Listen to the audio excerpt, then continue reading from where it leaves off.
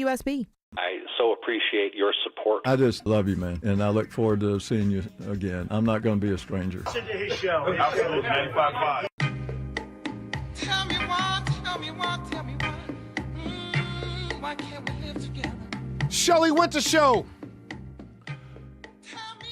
Live, local, topical, and relevant, my friends. Another day on Tuesday at 7:05. We are going to get right into it. So let me start here, my friends, and I hope you will come with me in this opening segment as I lay out the case for what I'm about to talk about. I'm going to lay it out for you, and I hope you all will follow me. For years, as an African-American conservative, for years, I have pleaded with the Republican Party to do more outreach. As a matter of fact, my good friend Gina Barr, who's with the RNC, will be calling in at 7:36 to further this conversation I'm about to start right now. But I've been pleading with the Republican Party to do African-American, minority, Hispanic, Indian, Asian outreach. And when you talk about it with the Republican Party, they always say, yeah, we're going to do it. Yeah. But then Trump came along in 2015 and he spoke to everybody. All right. He went into places that Republicans traditionally did not go, and he had conversations. And he was really the first to really do it. And it paid off. It paid off in 16, it paid off in 20, and it paid off in 24. Each election, his African-American turnout, his Hispanic turnout went through the roof in 24, and we've seen the success of doing that. But I think for many years there have been concerns amongst the consultant class about what the return on investment in doing that is. And many of them, because I don't think it had much to do with money, I think for many of them, they did not know how to do it. And they were unwilling to bring on board those who knew how to do it because of the financial impact to a campaign. I bring that up because of watching the Jackson campaign, as I talked about it the other night, going into non-traditional voting areas, non-traditional Republican voting areas to talk to voters.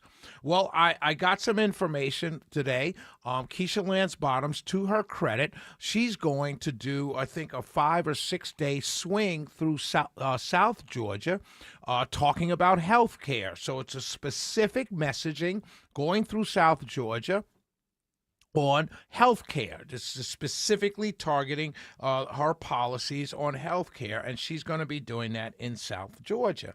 And I think it's a good thing that she's doing. I think it's a great thing, obviously, because I endorse Rick Jackson. I think what Rick Jackson's doing is a great thing.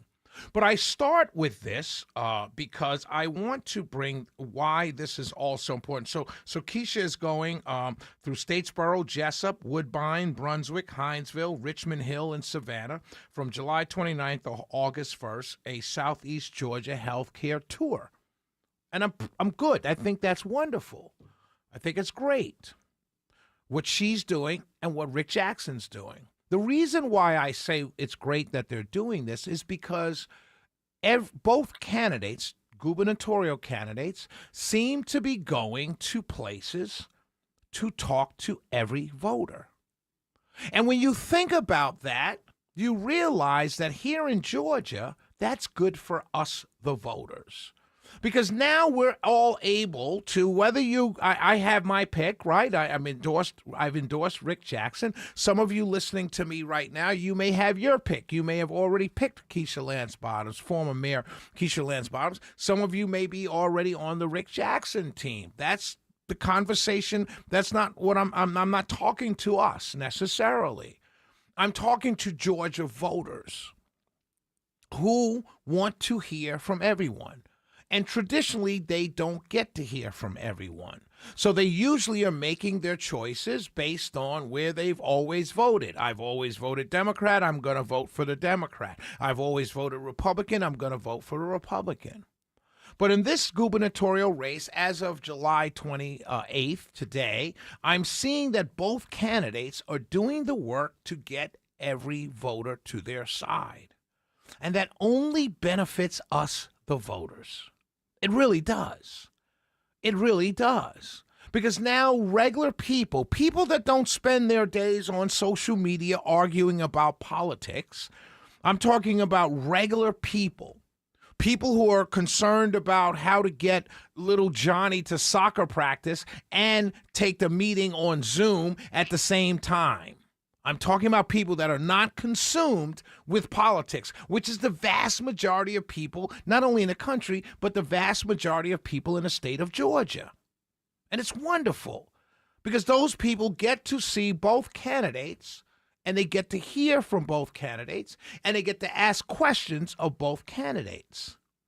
It's good to see that both candidates, they already recognize, I've got my base. I'm going to talk to my base. I'm not going to ignore my base, but I'm also going to reach out to non-traditional, either Democrat or non-traditional Republican voters.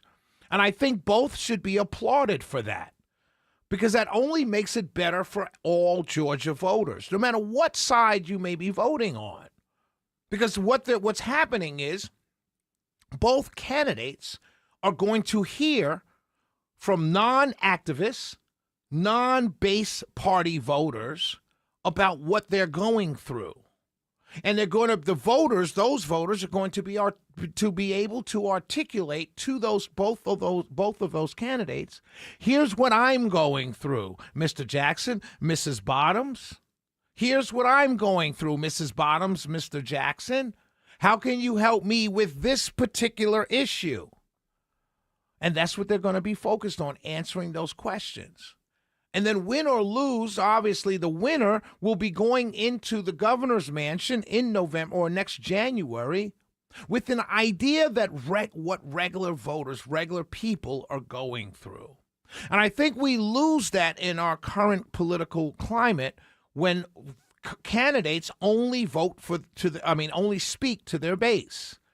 That they only concentrate on turning out the base. This is a base turn. How many times have you heard that? This is a base election.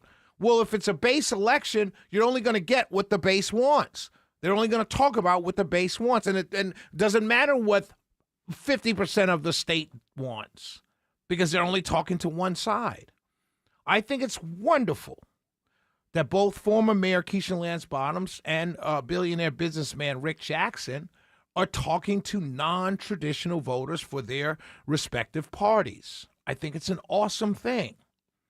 And because they're both good at what they do, they're both going to be able to hear what's on the minds of voters and then respond in kind to what those voters want.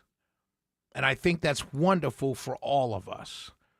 I think every single candidate should be doing that. I know money may be an issue for some of the down ballot races, but if there's a way for a lieutenant governor, secretary of state, attorney general, if there's a way for all of you to traverse the state, get in your cars, put a full tank in there and traverse the state and talk to every voter, I think it only benefits us, the voters.